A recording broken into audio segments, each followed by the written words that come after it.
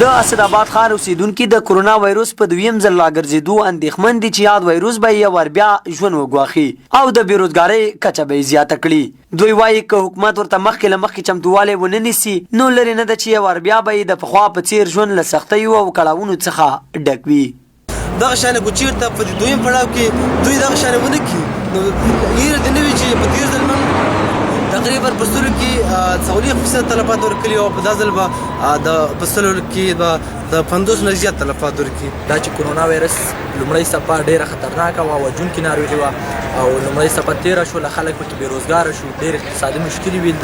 دا چې دویمه څپه هم را روانه ده، زموږ د حکومت څخه هیله او غوښتنه دا ده چې په دې کې ډېر کار وکړي او یا پوهاوی خلکو ته وکړي او د حکومت څخه مې هیله او غوښتنه دا ده چې ډېر کار په دې برخه کې وکړي. د کرونا دویمه څپه داسې مهال راګرځي چې کونړ کې د یاد وایروس د ناروغانو روغتون له 20 بستره څخه 10 بستره ته راښکته شوی. د کونړ صحت عامې رئیس عزیز الله صافی مني چې روغتون یې له 20 بستره څخه 10 بستره ته راټیټ شوی، خو وایي د عامې روغتیا له وزارت سره یې په دې تړاو خبرې کړې دي. نوموړی زیاتوي د کرونا وایروس په دویم ځل راتګ یې ورته د تېر په پرتله بشپړ چمتووالی نیولی دی. موږ فعلا مکمل د کرونا د مدیریت لپاره پرسونل استخدام شوی دی. د راتلونکو شپږو میاشتو لپاره د اکسیجن قرارداد شوی دی، د دواګانو، د پرسونل د معاشاتو، د امبولانسونو.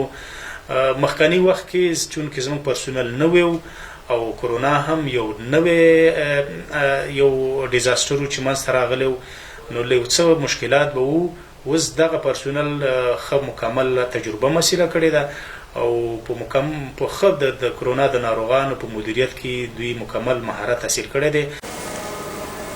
د کونړ صحت عامې رئیس په ولسونو غږ وکړ چې که چېرته د روغتیایي کارمندانو لارښوونې په پام کې ونه نیسي نو یاد وایروس به په هېواد کې نورې هم خپلې ریښې وغځوي. د روغتیا وزارت له لوري د ګڼې ګوڼې ټول ځایونه رخصت اعلان شوي چې اوس تازه په افغانستان کې د لوړو زده کړو وزارت له لوري هم د دولتي او خصوصي پوهنتونونو لیسانس، ماستري او دکتورا د لیندۍ میاشتې له 8 نیټې څخه د روان کال د کب د میاشتې تر 15 نیټې پورې رخصت اعلان شوي دي. هارون درد، ځلا رډیو ټلویزیون، کونړ.